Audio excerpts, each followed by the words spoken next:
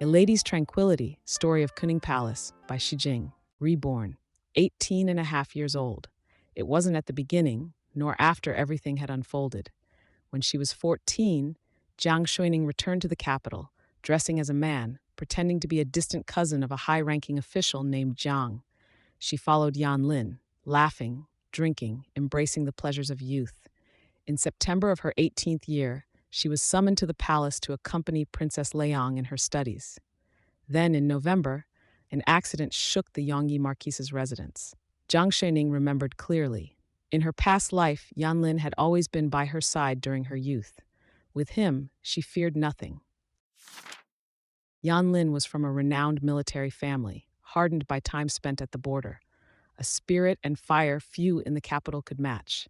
Clad in vivid colors, a sword at his side, he rode through the city with her, a figure of loyalty and protection. If fate had remained undisturbed, he would have married her in due time. That year, while shadowing Yan Lin, she encountered Shenji, the Prince of Linzi, who sought out Yan Lin. Unaware of Shenji's identity, Jiang Xuening watched him, his elegance and refined bearing distinct among the men of the capital. Yet when Yan Lin saw this gentleman in splendid attire, the first words from his lips were, "How did you get out?" What was Yan Lin's position? The Yongyi Marquise mansion stood on equal footing with the prestigious Xiao family, with an heir directly appointed by the emperor. Yan Lin was adored in the palace, and wherever he went, people would address him with the utmost respect as Little Marquise. Only a select few warranted Yan Lin's use of the honorific you.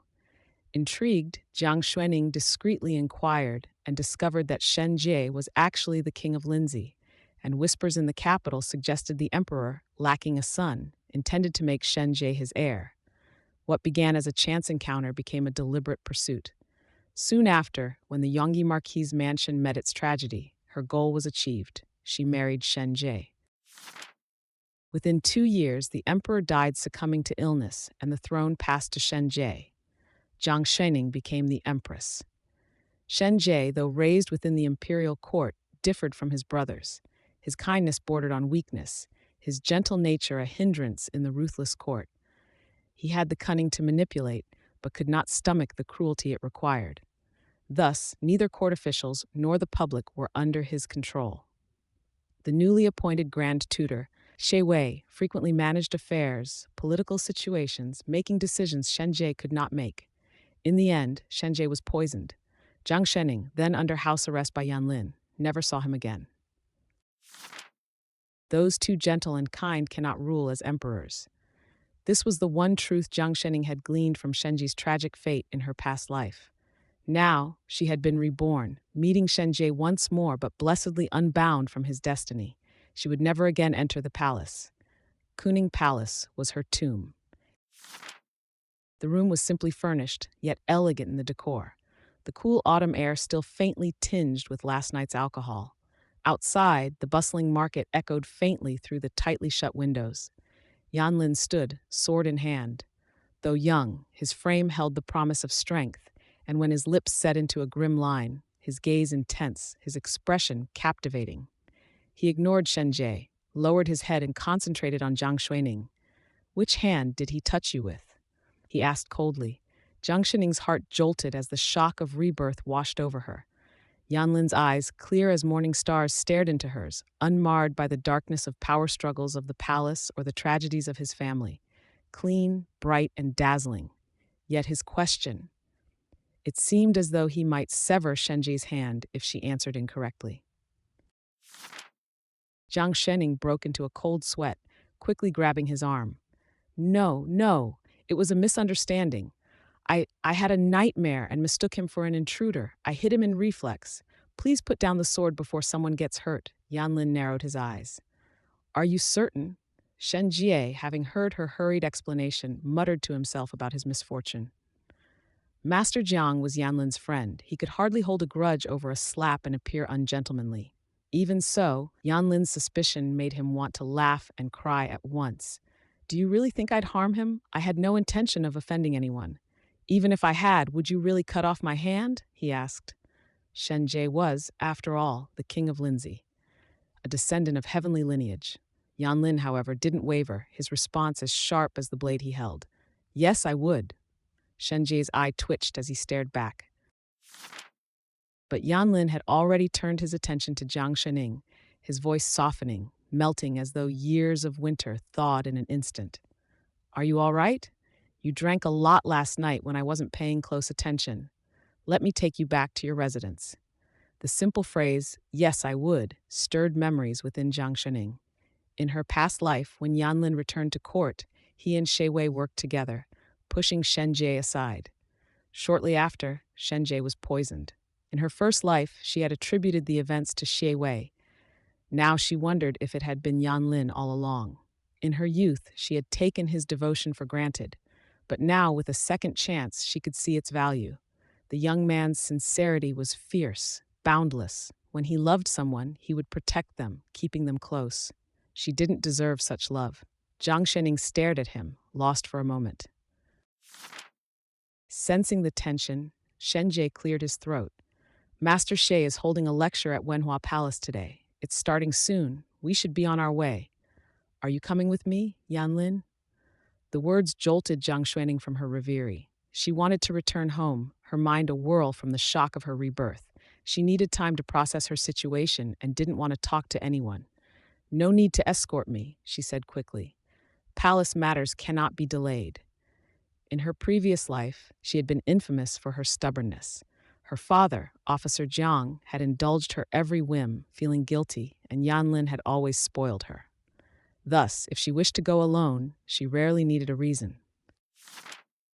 As expected, Yanlin didn't press her, accustomed to her stubborn, spoiled nature. After all, she had always held a special place in his heart. Then, I'll have Qingfeng follow you from a distance, he said. Qingfeng was one of Yanlin's personal attendants. Jiang Xuening almost objected, but seeing Yanlin's expression, held her tongue and nodded obediently. Shenjie, watching, felt a strange tension between them. He was mild-tempered, rarely angry. Indeed, he was handsome, particularly when he smiled, his eyes crinkling, and elegance to his expression, like polished jade. After they married in her past life, Jiang Xuening had never quarreled with him. The reason was simple. Shenjie was gentle. He didn't care for her, nor she for him.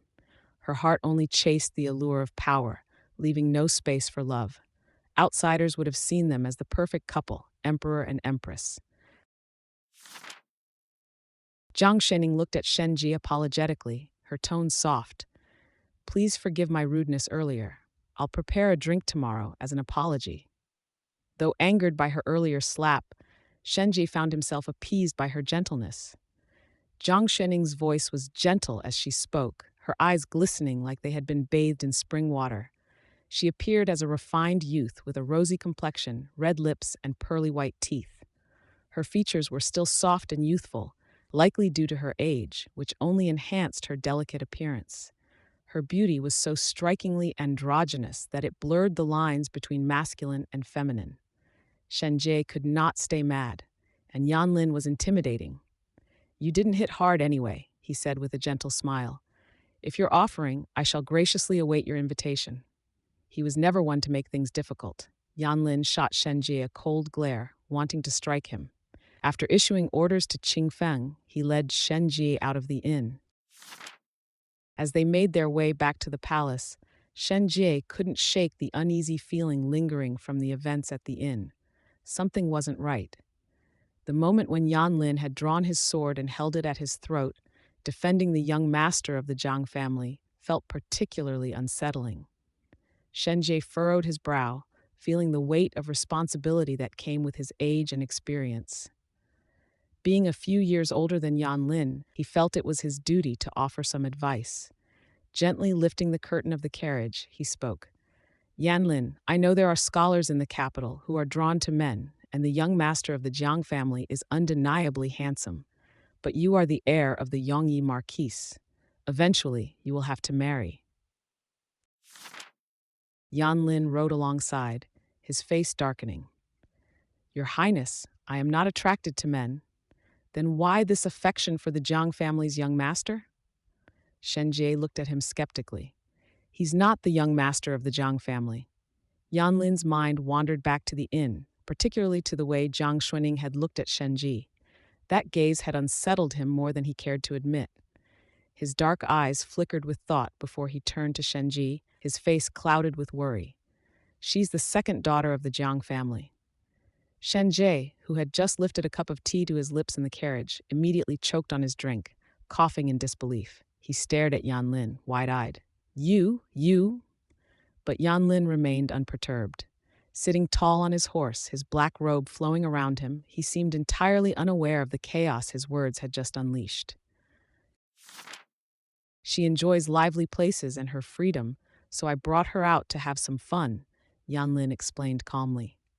Your Highness, you've always treated me like a brother and a friend, which is why I'm telling you her true identity now. She's from a good family.